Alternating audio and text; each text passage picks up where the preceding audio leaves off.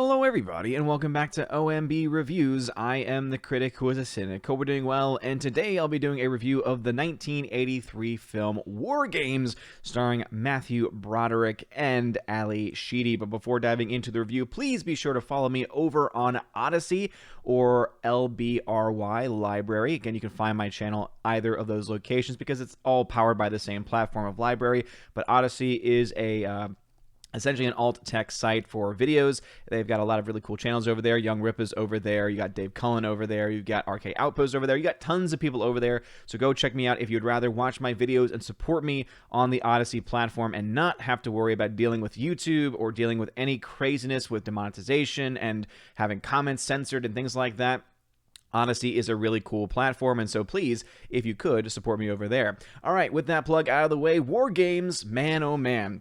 I've been on a 1980s kick as of recently, and one of the last films to review from that kick, I had 3 films that I watched all together. I've already done reviews for The Great Outdoors. I of course did reviews for films like Lady Hawk as well.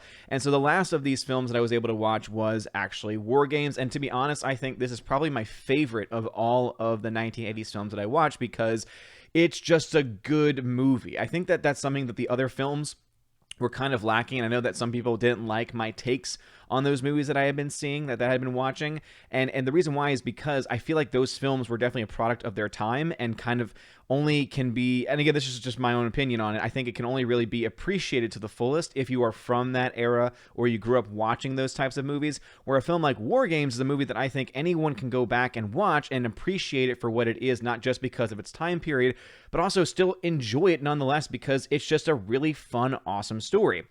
So essentially it deals with this kid who is played by Matthew Broderick, and what he does is he's essentially able to hack into a government website, which is probably the hardest and most difficult part and the worst part of the movie, is trying to basically get to the point where you accept the fact that this high school kid can essentially hack into government computers, but it's actually done and presented in a way where it's very believable because he's obviously an incredibly talented guy, and also it's during a time in which this type of technology wasn't really as encrypted, it wasn't really as secure as it might be nowadays, and so I feel like it's a lot easier for us to accept that premise that he would actually be able to do so. Not to mention, of course, the characters played by Matthew Broderick, who, of course, does another wonderful piece of work here. And that's interesting because this is actually, technically, I believe it's the second movie that he ever did in his career. He did 2 films that came out in 1983, and both of which were the first 2 films he did. The second one was actually WarGames, and man, oh man, I can see why this is what got him future roles in films like Lady Hawk and eventually, of course, Ferris Bueller's Day Off, because he has just such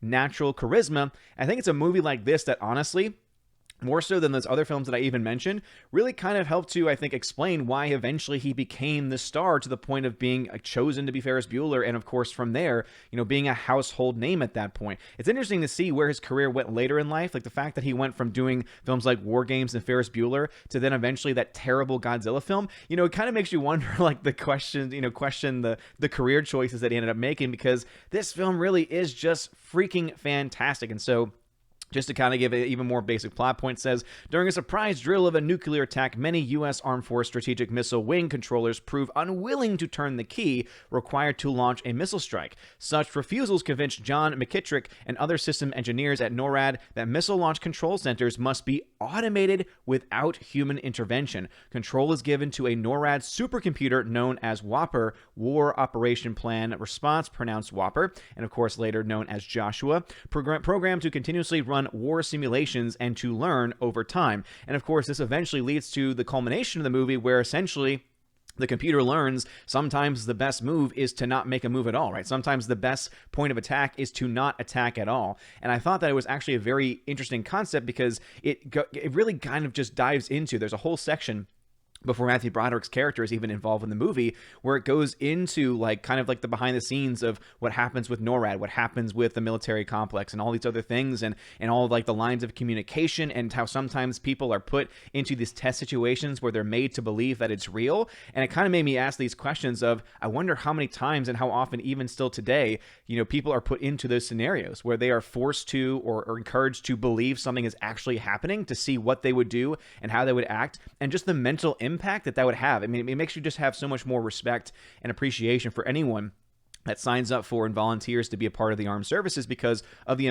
not just the tremendous amount of physical, arduous labor that they have to go through in training, but also the psychological impact that that's going to have on you. Again, imagine that you are the one who has to be the one to decide whether to fire off, to turn the knob essentially to fire off a nuke, or to, in many cases, in more modern times, like to be the one that fires the shot of a drone that could potentially kill innocent people, right? There's this really great movie called Eye in the Sky that actually dealt with the morality of specifically with drone strikes. But I think that WarGames really does help you dive into it. There's so many different layers to this movie because obviously it dives into this military industrial complex mindset. It also, of course, goes into generic high school drama as well, with diving into Matthew Broderick's character and the love interest Ally Sheedy. By the way, Ally Sheedy does a great job in this film too. The only other time I'd ever seen her in any movie was her role in The Breakfast Club, and when she's not playing this kind of moody, very emo-like character in that film, I was like, oh, she actually can play the popular girl. She can actually play that person, and she was able to actually do it very well. But all of these different things, I think, really did add overall to the enjoyment of this movie. I think that the writing was fantastic. I think that out of all the films I've seen recently, this had the strongest writing by far. It, of course, had great acting, as all the films that I've been watching recently have absolutely all had great writing, but great acting. But it's really, I think, the writing and the way that it's presented and just the story itself, right? It's not just about the writing as far as, does the story make sense? Does the dialogue sound compelling? It's the fact that this story is just still so very interesting to this very day, right? A supercomputer that takes over, essentially. It's an AI almost. It's like an early form of AI that's able to essentially say, yeah, we're going to play a game. You want to play a game? All right. And then they put in thermonuclear war. It's like, okay, I will play this game and I will play to win. And that means that I'm going to essentially potentially shoot off a bunch of nukes and, destroy everything. But what's really cool, in my opinion, one of my favorite sequences is at the very end, when basically they ask the computer to run through different scenarios. And what ends up happening is the computer runs through every scenario, and it shows that no matter what happens, everyone loses, because no matter what choice you make, when it comes to nuclear war, if one person shoots off a nuke, it means that everyone's going to shoot off nukes in response, and that therefore it's going to cause a lot of craziness. It's going to cause, obviously, worldwide catastrophe, which eventually leads to them having that mindset of, indeed, war is not really the answer. And I think that some people might try and take the film as being more of like an anti-war message type movie, but to be honest, I think that it's a good message to have. I think that we should be opposed to war at all costs, because there is this tremendous cost that it has to the human condition, that it has on human lives. And especially when it talks about nuclear war, I just honestly think it's commonsensical at this point for us to be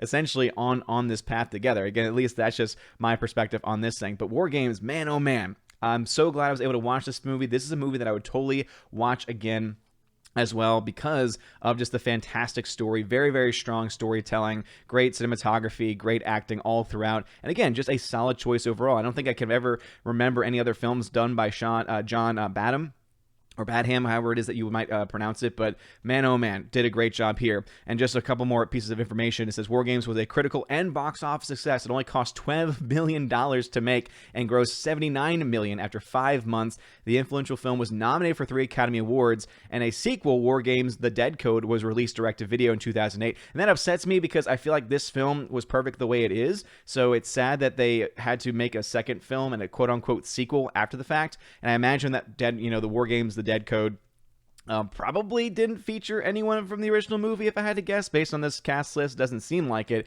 And that just, again, I hate when they do that stuff. I hate when they take a movie and a concept that's so strong on its own and then decide, oh, let's try and milk some more money out of it, especially when you're waiting, from 1983 to 2008. Anyone that was a major fan of that original movie is not going to be interested in a film that does not feature any of the same characters or is a direct-to-DVD or direct-to-Blu-ray release in the process as well. But in the end, I think WarGames is fantastic, and for all the reasons that I've just mentioned. So if I had to give this film a grade, I would give it a solid A. This is by far the strongest out of all the 1980s films that I've watched recently. However, I have watched another film as of today, and kind of diving into the 80s, 90s genres now with the movie Speed, made in the early 90s. First time I've ever seen that, so be on the lookout for a review of Speed in the near future. But what are your thoughts about WarGames? Again, I think it is completely fantastic. If you've not picked it up yourself, it is available on Blu-ray, and the transfer is very, very good. The tagline, of course, is it a game or is it real? and it kind of went in a direction that I didn't think it would. It sounded very, in the beginning when I was reading some of the synopsis for it, I was like, okay, this kind of sounds like Ender's Game a little bit.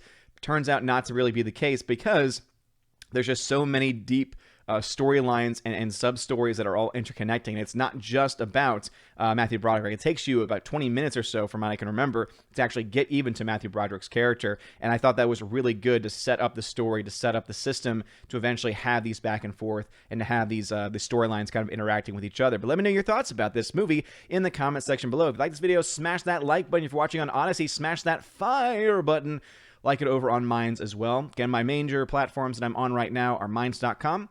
For social media, I also can post videos there too, and on Odyssey.com as well, where all my videos from YouTube are backed up. And so, hey, think about supporting me over there, because you can gain cryptocurrency, and the little library coins is what they have over there, and you can donate those to your favorite content creators. And yeah, it's a really cool platform that I think has a lot of potential. But anyway, you guys are awesome. Have a wonderful day, everybody. And as always, God bless. And now for a huge shout out to all of my Patreon members: Albertus Magnus, Ali C83, Andrew Hoyle, Animation Commentator, Brian P, Dion, Divex, Enrique Evangelista, Father Christopher Miller, hail to you, Father, Father Damian Cook, Garrett Searles, The Honky Chonky Funky Monkey, Inflamed Wood, Intertrap Productions, Jason Clark, Jacob Juice, Jay, Jeff Toon, Jonathan Carney, Laura Story, the Modern Major General, Mag Jackson, Mad Mitch Dunaway, Mr. Peabody and his evil twin with the beautiful hair,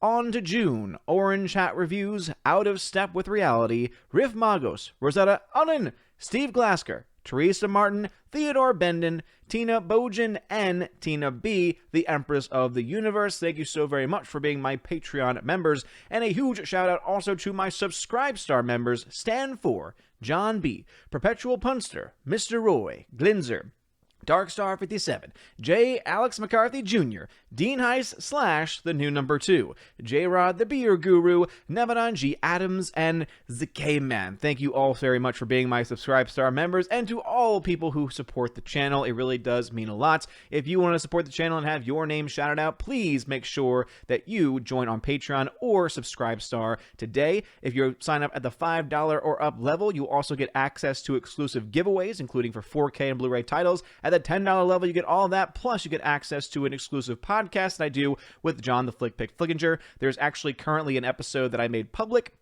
on the channel right now, so you can go ahead and check that out. If you want to have more access to even more episodes and more content and the ability to ask us questions, please feel free to check that out as well. And if you join at the $25 level and up, the Chosen of Valhalla level, you get to have all of those things, plus you get a free t-shirt that first month that you sign up for it, and every month you will be able to access the Chosen of Valhalla live stream, where me and my Chosen just talk for about 2, 3, sometimes even 4 hours about whatever it is that they want to talk about. So check all of that out in the links in the description below. You are all amazing and beautiful people. We all have a wonderful day. And as always, God bless.